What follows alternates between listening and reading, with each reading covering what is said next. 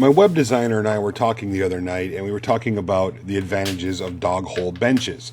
And with the popularity of Ron Paulk Bench and Jay Bates recently doing one, I really do see the advantage of this. Now, one of the problems with dog hole benches are the clamps. The adjustable dog hole bench clamps start at around $35 and go up to over $100 a piece, which is crazy. So I figured out a way to make them for a couple bucks.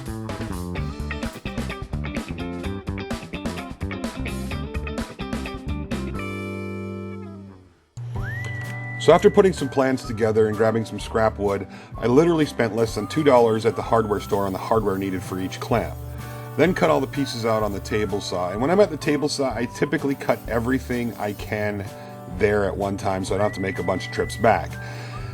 Now I need to create a dado in the adjustment part of this clamp, and to do that I just used the table saw with a single blade and moved it over a little bit, and just being careful about fitting what will eventually be the plunger into the dado. Now after the table saw work was done, I went to the chop saw and just cut everything to length.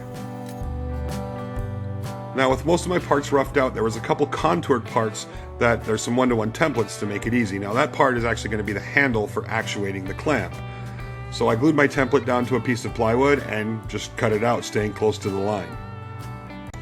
And after drilling the holes in the appropriate places, I took it over to the edge belt sander and then sanded everything right down to the line so it was nice and smooth. The next step was to create a slot in the adjustment section of this clamp. So I laid everything out and then drilled 2 holes. And after the holes were drilled, I connected the sides of each of those holes and then cut it out with my jigsaw. Now, jigsaw's a little bit rough, but it works great. And with a little bit of sanding when you're done, you can have a really nice clean slot.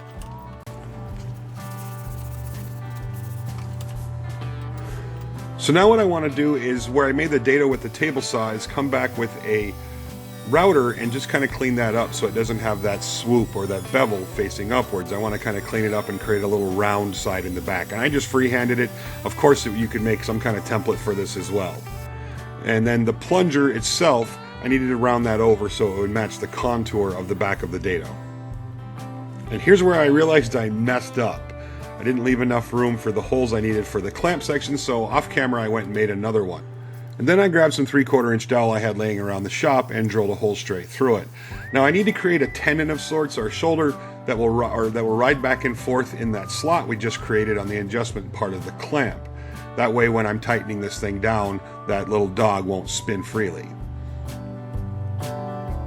And I just freehanded it with a handsaw and then cleaned it up with a chisel to make it fit right. When that was done, I added a T-nut to the bottom. Because I'm using oak dowel, or any dowel really, I don't want it to split out. So I just put the T-nut in and marked where the holes would be, or where the little tongs would come down, and then drilled that out. And then glued the T-nut on with some 2P10, and I used a little activator to speed things up. Then cleaned it up with a piece of sandpaper. Made sure everything was working right. Then I moved on to making the knob that would tighten everything into place. Now I just drilled a 1/4 inch hole, put a 1/4 inch bolt through, and tapped the head with the hammer so it would lay out the marks. And then with a small chisel, I chiseled out an area for the bolt head to sit in. And again, using CA gel and activator, I put it in place.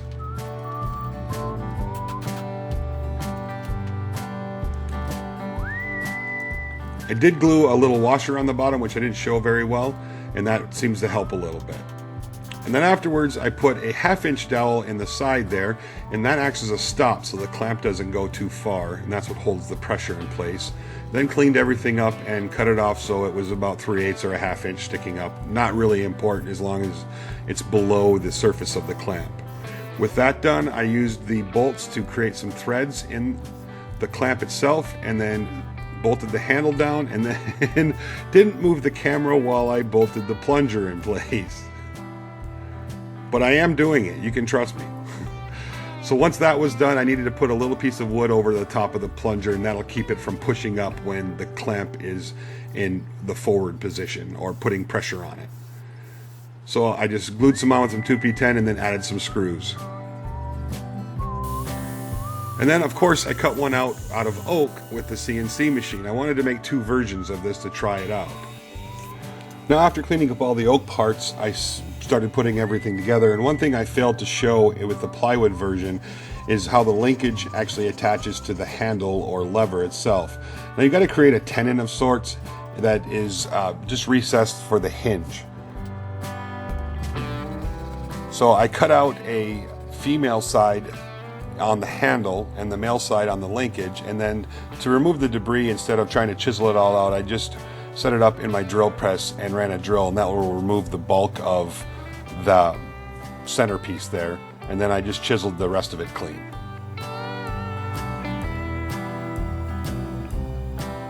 Now, after I had the cutouts and everything was right, I cleaned it back up with the sander and then put a little dowel, and that acts as a pin between the handle and the linkage.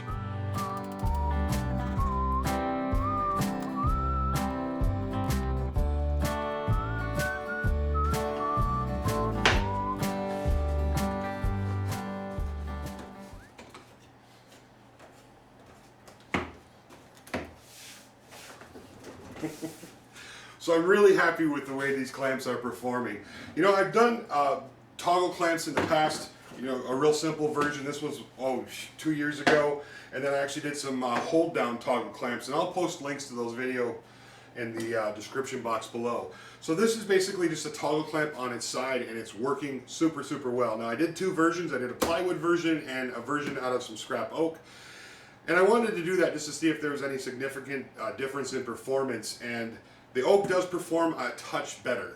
It's not enough to run down to the hardware store or to the lumber yard and buy a bunch of oak. The plywood performs just fine. So, you know, if you got a small piece of plywood laying around, 6x24 or 8x18, that's enough to build one of these, that and a couple bucks of hardware, and you're good to go.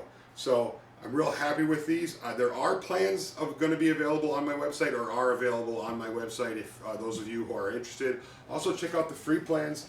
I believe one of these is on the free plan site as well. So check that out if you're interested in making some of your own clamps.